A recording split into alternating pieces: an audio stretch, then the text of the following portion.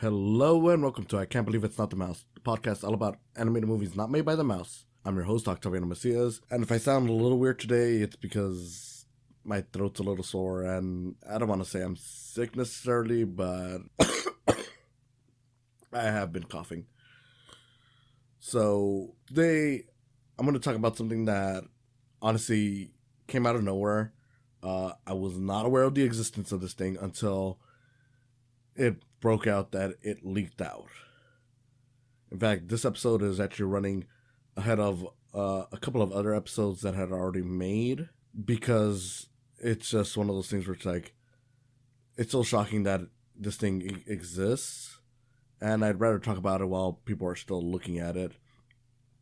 And that is the canceled Scooby-Doo movie, Scooby-Doo and Krypto Too. No, I'm not joking. This is an actual thing that was released. I mean, not officially, but yeah, this was something that apparently was canceled during the whole Warner Bros. Canceling a bunch of stuff, because apparently this was supposed to release to tie in with that Crypto Super Pets movie that came out last year. And yeah, it's weird because it's like, and the stuff that they've announced that they were canceled or pulled from release or whatever, this was not one of them. And it just makes you wonder, what else have they kept from us in terms of movies or specials or whatever that were finished, but for whatever reason pulled from release. Okay, not whatever reason, it's tax tax write-offs. But yeah, so this thing leaked out. The full movie, it's not even just clips, it's not even just like a still or concept art or anything. The full complete movie. So yeah, I could judge it as a full complete movie.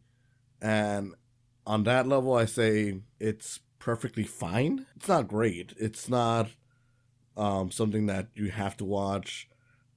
If you're a fan of DC or Scooby-Doo or both, you'll get a kick out of it. It is a cute little crossover special, but as a full movie, nah. I mean, look, regardless of how you feel, whether you liked it or not, because I know a lot of you have probably already watched it or will watch it because it is going around. This didn't deserve to be canceled in the way it was, especially because it was already finished. They might as well have just released it, gotten whatever sales they got out of it, and be done with it. But yeah, it's not an especially great movie. And I'm not too surprised. I mean, a lot of these Scooby-Doo direct-to-video movies are just okay, if at best. This is slightly above okay. It's not exactly average, but it's a little above that. And yeah, I had a good time with it, but it's not something that I'm gonna really remember outside of the whole this thing was not released to the public thing. Some of the jokes land, some of them are just cute. For the most part, nothing's really all that offensive. I mean, its biggest issue is that it runs a little too long. Like, it's barely a 70-minute movie, but yeah, you could tell that this would probably work better as a double-length episode at best. Like, it should just be a 40-minute special or something like that, because it really does drag on, especially once you realize who's behind it all, and you kind of figure that out right away. But I can't say that I didn't enjoy it. Basically, the whole premise of this one is that the Justice League has gone missing. Lois Lane is trying to figure out why. Jimmy Olsen contacts what he assumes is his old girlfriend, which is Daphne. She even points out, like, we're not actually dating. And the whole gang comes in, and they try to figure out what happened to the Justice League. They go to the Hall of Justice. There's a whole tour that they have there. It turns out that Lex Luthor is trying to buy the place, so he's there too. And eventually there's a lockdown because of some ghosts that are haunting the place. And the Scooby Gang gets trapped in there alongside Lex Luthor. And eventually we find out that also Krypto, the super dog, is there. Hence the name. And from there, it's just like, okay, let's try to figure out what's going on here. There's some colorful characters, like there's a lady who benefit. Well, at least she claims she benefits from them being gone because she's like a fast food truck worker. You got a valet who is tired of the superheroes having weird cars. Just, your typical Scooby-Doo episode. And, the most charming thing about this is just the fact that Lex Luthor is a part of the gang for most of the movie, just because it's like, look, we already know he's a villain. And they do a lot of fun stuff with it. They do acknowledge stuff from the comics, like how he was president at one point, his hatred over Superman, the Legion of Doom, all that stuff. Solomon Grundy gets a few gags in here too, where they mistake him for the Creeper, and yeah, you eventually find the Just League, and all is well. Again, not that surprising. It's your standard Scooby Doo thing, just with DC coding. There's a lot of DC references in there, like the fast food truck that's in this is called the Challenge of the Super Fries. So, fans of the old cartoon will have a laugh at that. You get your jokes about like the Invisible Jet. Velma at one point removes her glasses right in front of Lois Lane and Jimmy Olsen, and they can't tell who she is. So you got your Superman with glasses joke there. All that simple stuff, and for the most part, it is just that. It's just a cute little Scooby-Doo with DC reference a thon, I guess if you want to call it that. Honestly, it's not an entirely complex movie. It's not anything that I could have seen on the big screen, but for what it's worth, it is fun. And like I said before, it really didn't deserve to be canceled, especially because I'm like, and granted, this is a testament to just how bad DC has been for the last decade or so, but I'd much rather watch this over some of the live action movies, just because at least it's cute and short. And on that route, I'm like, if you can find this, go ahead, watch it. If you're not a Scooby-Doo fan or a DC fan, you don't need to look for it. Unless you're the kind of person who loves lost media, then fine, by all means, look it up. But for the most part, this is really just a cute little distraction for anyone who likes either one of them or both of them. Like, I wouldn't rank it even against the Popeye animated movie that leaked out. As incomplete as that was, I was at least like, okay, this is trying to do something really big. This is trying to do something really good. This one, it's just, like I said, it's your standard thing, and that's not necessarily a wrong thing. I mean, I get it. They make, I don't know how many of these Scooby-Doo movies a year. I don't know why anyone would expect them to be consistently great, or let alone great. Every now and then, like, it's just something like, okay, we're making a quick buck, which is, again, fine. It's, you do you with your property. It's just amazing that they have this completed thing that they could have easily put out when that Super Pets movie came out, and chose not to, even though they could have easily made some money off of it. But I don't know. I really don't know what's the mindset at Warner Bros. Right now. Like, I know it's all to save money, but some of these things would have gotten them some money, so I don't know how this works out in any way, but all right. I don't know. This is probably going to be a really short one, just because of, one, how I'm feeling right now, and two, there's not much I can really say. I mean, I feel like I've talked about the whole Warner Bros. Canceling stuff thing before. As a deleted movie, it's not that great. I mean, it's like, you got your fine voice work, you got your fine animation. It's not anything particularly stand out, so it's not like I don't have anything to talk about. It's just that nothing entirely noteworthy.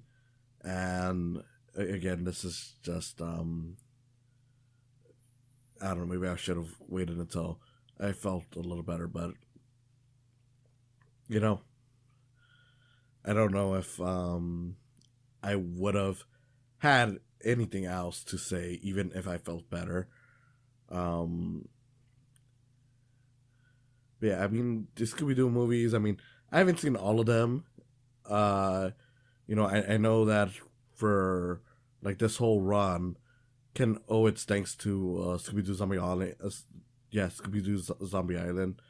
Wasn't the first Scooby-Doo straight-to-video movie or anything like that, but it was the first time that they tried to seriously reboot the series.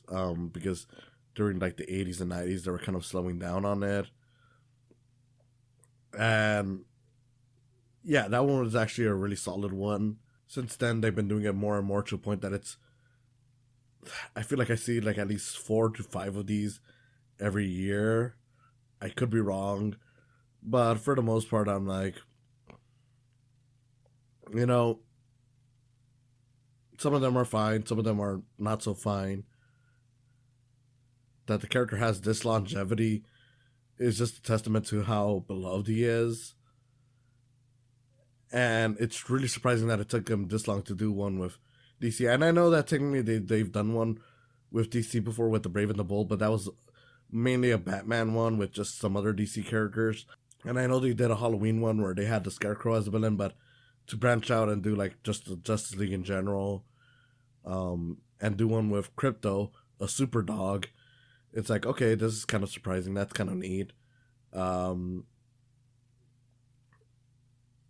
don't know. It kind of feels like when they did the Courage one, where it's like it kind of feels like they should have done this years ago, but now that they have, it's kind of cool.